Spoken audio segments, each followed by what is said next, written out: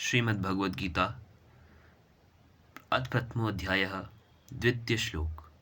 संजय उवाच दृष्ट्वा तु पाण्डवानीकं व्यूढं दुर्योधनस्तदा आचार्यमुपसंगम्य राजा वचनं ब्रवीत्।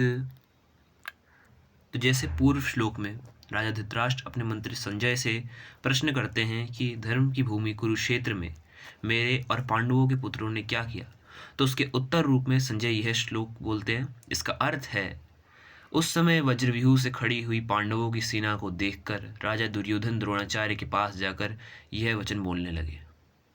चलिए इसकी व्याख्या जानते हैं। अब इस श्लोक में जो तू पद आता है तो वो इसलिए आ रहा है क्योंकि संजय पहले धृतराष्ट्र के पुत्रों के बारे में ही बताए हैं, क्योंकि धृतराष्ट्र ने पहले अपने पुत्रों के बारे में, उसके बाद पांडवों के पुत्रों के बारे में पूछा है, तो संजय को उनके पुत्रों के बारे में बताना ज़्यादा उचित लगा। चलिए व्याख्या जानते हैं आगे।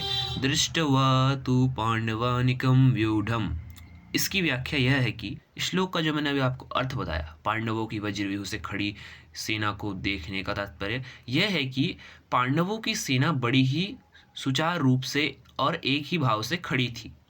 मेरा मतलब है, उनके सैनिकों में दो भाव नहीं थे, मतभेद नहीं था उनके सैनिकों में, क्योंकि उनके पक्ष में भगवान श्री कृष्ण तथा धर्म खड़े थे। और जैसे हम जानते हैं, जिसके पक्ष में धर्म और भगवान होते हैं उसका दूसरों पर बड़ा असर पड़ता है।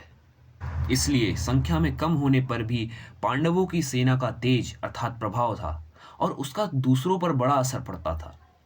दूसरों से मेरा अर्थ है दुर्योधन की सेना पे, कौरवों की सेना पे। अतः पांडव सेना का दुर्योधन पे भी बड़ा असर पड़ा, जिससे वह द्रोणाचार्य के पास जाकर नीति युक्त गंभीर वचन बोलता है। अब जैसे मैंने आपको श्लोक के अर्थ में कहा था कि राजा दुर्योधन, अब इस श्लोक में राजा क्यों कहा गया है दुर्योधन को?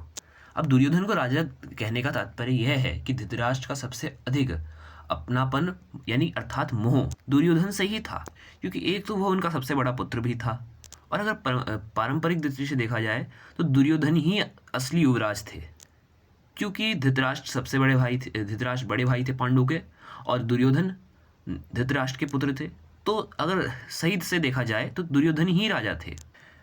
राज्य की सभी जितने भी कार्य थे उस सबकी देखभाल दुर्योधन ही करता थे। धृतराष्ट्र तो केवल नाम मात्र के राजा थे, तथा युद्ध जब हुआ तब भी मुख्य हेतु दुर्योधन ही तो थे कौरवों की ओर से, धृतराष्ट्र नहीं। इन्हीं सभी कारणों के कारण यहाँ संजय ने दुर्योधन को राजा कहना न्याय संगत माना है, अर्थात सही समझा है।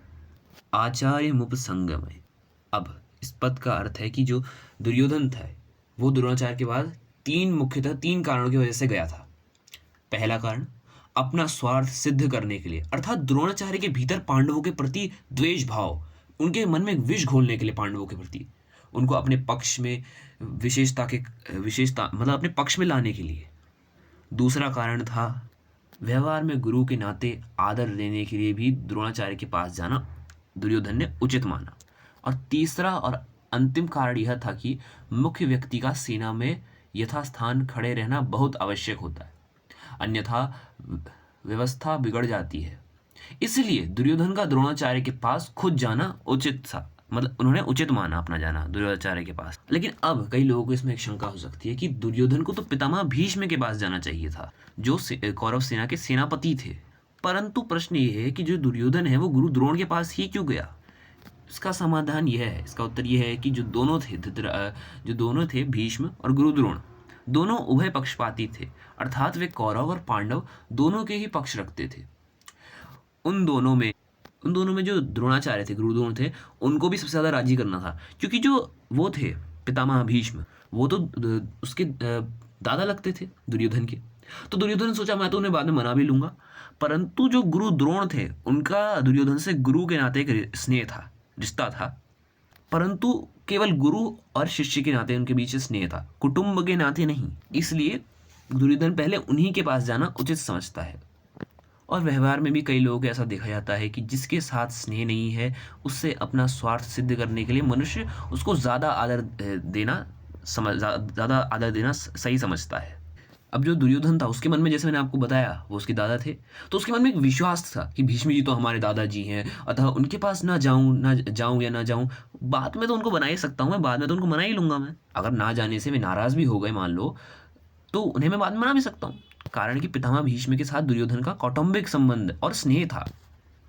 इसलिए जब आगे के श्लोक में हम जब पढ़ेंगे कि भीष्म जी ने दुर्योधन को खुश करने के लिए जोर से शंखनाद करा था, तो उसकी भी यही कारण थी कि दोनों के बीच कौटुंबिक मोह तथा स्नेह था। उसके बारे में हम आगे जानेंगे। चलिए आगे बढ़ते हैं। अब जो इसमें वचनम ब्रवित पद है, उसकी व्याख्या यह है कि इसमें जो अब्रवित कहना का पर्याप्त था। ये जो पद है वचनम ब्रवित, इसमें केवल अगर संजय अब्रवित भी कह देते तो पर्याप्त था, क्योंकि जो अब्रवित क्रिया है उसके अंतर्गत ही वचनम आ जाता है, अर्थात दुर्योधन बोलेगा तो वचन ही बोलेगा, इसलिए यहाँ वचनम शब्द की आवश्यकता नहीं थी। फिर भी वचनम शब्द देने का तात्पर्य यह है कि दुर्योधन नीति युक्त गंभीर वचन बोलता है, जिससे द्रोणाचार्य के मन में पांडवों के प्रति द्वेष भाव पैदा हो जाए, उनके मन में विष घुल जाए पांडवों के प्रति, और वो दुर्योधन के पक्ष में आ जाए तथा उसकी तरफ से युद्ध करें, जिससे दुर्योधन की विजय हो जाएगी और उसका स्वार्थ भी सिद्ध हो जाएगा। मुझे उम्मीद है आपको मेरी यह व्याख्या अच्छी लगी होगी। धन्यवाद।